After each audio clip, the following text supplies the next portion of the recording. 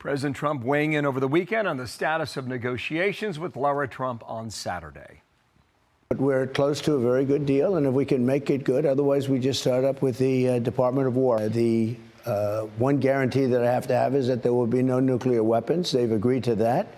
And it was very interesting. They originally said, we will not develop a nuclear weapon. I said, well, what happens if you buy a nuclear weapon? So now it says we will not develop or in any way purchase a military weapon. That's a big difference. All right, Trey Yingst, he's got the difference now. He makes the difference in Tel Aviv, and he's live with more. Trey, where are we? Hello.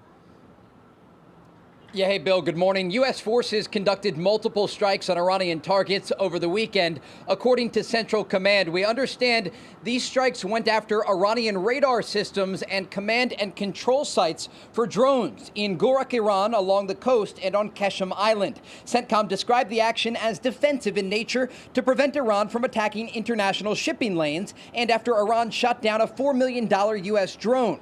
The Iranians responded by targeting Kuwait with drones and missiles early this morning. Overnight, President Trump posted to Truth Social saying, in part, Iran really wants to make a deal, and it will be a good one for the USA and those that are with us. Iran's parliament speaker and top negotiator Mohammad Khalibaf said this on Sunday about the ongoing talks. What matters to us are the tangible achievements we must obtain in order to undertake our own commitments in return. And until we are certain that we have secured the rights of the Iranian nation, we will not approve any agreement. New this morning, Iran's foreign minister trying to attach the possible deal with the United States to the situation in Lebanon. He said on X, the ceasefire between Iran and the U.S. is unequivocally a ceasefire on all fronts, including in Lebanon. Its violation on one front is a violation of the ceasefire on all fronts. The U.S. and Israel are responsible for the consequences of any violation. Over the weekend, Hezbollah launched more than 50 rockets into northern Israel as Israeli ground forces pushed deeper into southern Lebanon. This morning, Israeli Prime Minister Benjamin Netanyahu ordered the IDF to strike the Lebanese capital of Beirut, specifically the Dakhya neighborhood, a Hezbollah stronghold. Since that announcement, thousands have fled the area in this part of Beirut in cars and on foot. There will not be a situation where Hezbollah attacks our cities and our citizens and its terror headquarters in Beirut and the Dahiya remain out of bounds. Iranian officials still trying to tie the situation in Lebanon to a broader agreement with the United States. Bill? Trey, one of the questions I get the most over the weekend was why it's so difficult to try and read between the lines on the negotiations.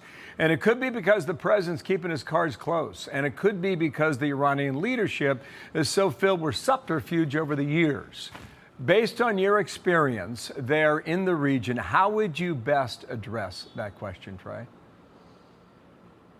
Yeah, Bill, it's a great question. And look, it's a game of telephone for the Iranians. They have a network of couriers, and they are delivering messages from negotiators like the parliament speaker Khalibaf to Iran's supreme leader Mujtaba Khamenei, who is likely hiding deep underground, worried that if this war does resume, he would be a primary target for the United States and Israel. And so this is one reason why it's been so difficult to get information out of Iran. Okay, Bill? Trey, back at it again on this Monday. Thank you. Trey Yingst in Tel Aviv. Jillian's got more.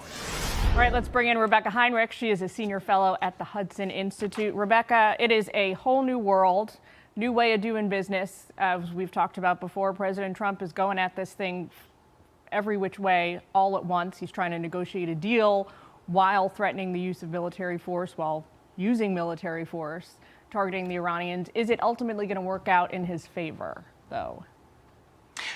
Well, Jillian, that was great reporting by Trey. I want to add also to what he just said. The other thing that's difficult about the United States negotiating with these Iranians is some of the individuals who we think may want a deal, some of those leaders we just heard from, do not feel like they have the ability to enforce it because you have the IRGC shooting at U.S. forces and operating along the coastline.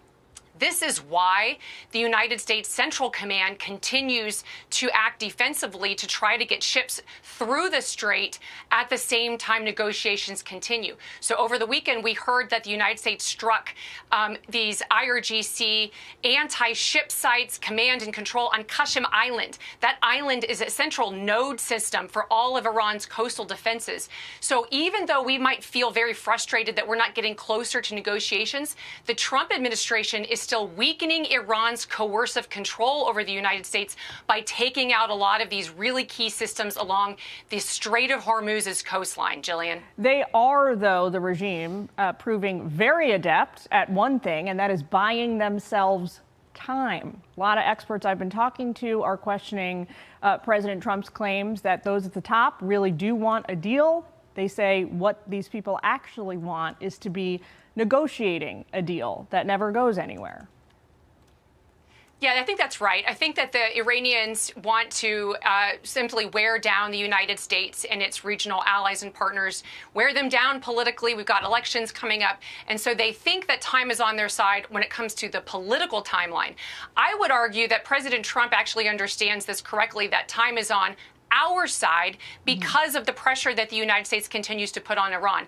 Jillian, economically, over the weekend, the United States put more sanctions on these shadow networks in Hong Kong, read China, that has been helping Iran evade sanctions. And then, of course, putting on this, it's essentially Project Freedom to put pressure on these IRGC coastal defenses while letting, I heard over the last 3 weeks, we've quietly helped 70 ships get through the Strait of Hormuz. And so we're getting oil flowing even as the United States, again, at least rhetorically, is trying diplomacy, Jillian. One person who agrees with you on that point, Secretary of War Hegseth, take a listen to what he said.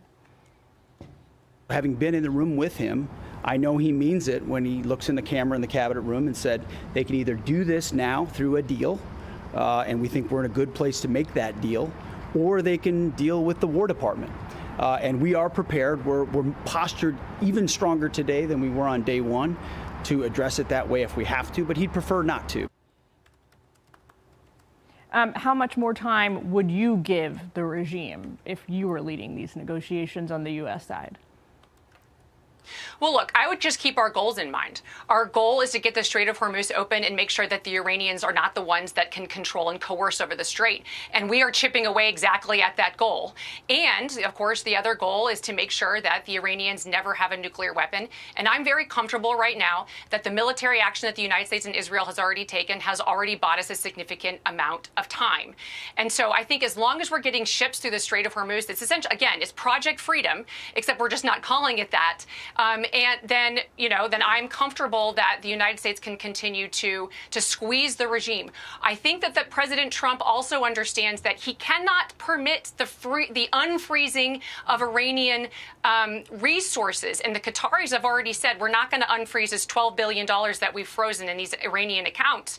And so as long as the Iranians do not get any relief, there's no reason for the United States to grant them relief, then we are the ones that have the total military and economic advantage. Nous nous tenons sur le lien judéo-chrétien entre les nations libres, avec les États-Unis et une Suisse libre. Nous sommes souverains et nous entendons le rester. À 2 pas du bureau de Washington, de la directrice du renseignement national, Tulsi Gabbard, et pourtant ne répondant de rien d'autre que des archives. Pour le registre, Geostrat Agency, LLC, publie dans une archive publique, horodatée. Nous ne décidons de rien. Nous rapportons quand nous entendons un coup partir. Chaque affirmation de cet article est tirée du domaine public et offerte comme analyse, non comme accusation contre quiconque serait nommé. Copyright Geostrat Agency LLC 2026. Fin.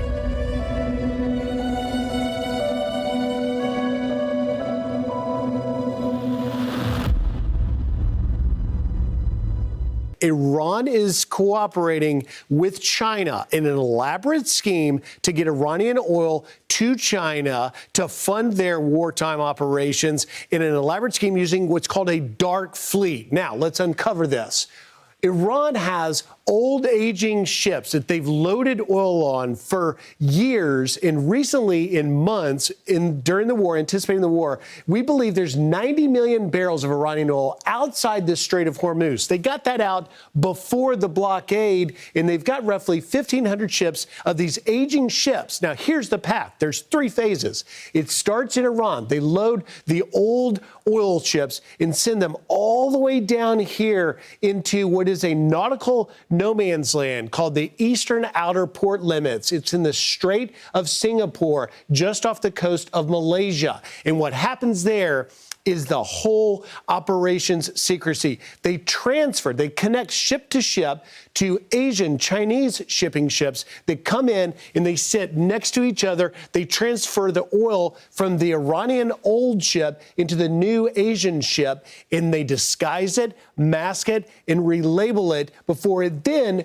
goes up to China. Remember, 90% of Iranian oil is going to China. China gets 40% of all of their oil from Iran. This is the pipeline of the shadow fleet that's been going on. When they did the ship to ship, before they put them on there, they used disabling trackers to get the ships into this secret nautical no man's land. They paint over identity numbers of the ships so they can't be identified, and they change the flags from which the ships are coming from.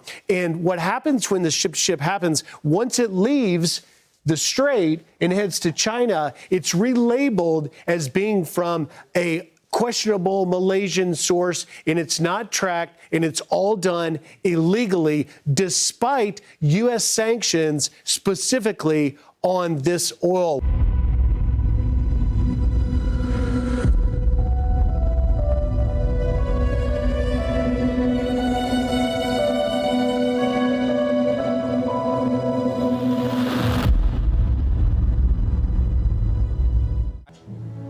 I will always place the mission first. I will never accept defeat. I will never quit. And I will never leave a fallen comrade. We will never leave a fallen comrade. We will not neglect those who are injured, sick, or in need. I won't divulge internal conversations. I will say that those of us within the intelligence community continue to provide the president with all of the best objective intelligence available to inform his decisions. The last what the world wants is an insecure United States. We need a strong, healthy, wealthy, self-competent, not warmongering United States to keep peace. It's the way your president is managing things, President Trump, that is. War in this context and in pursuit of peace is necessary.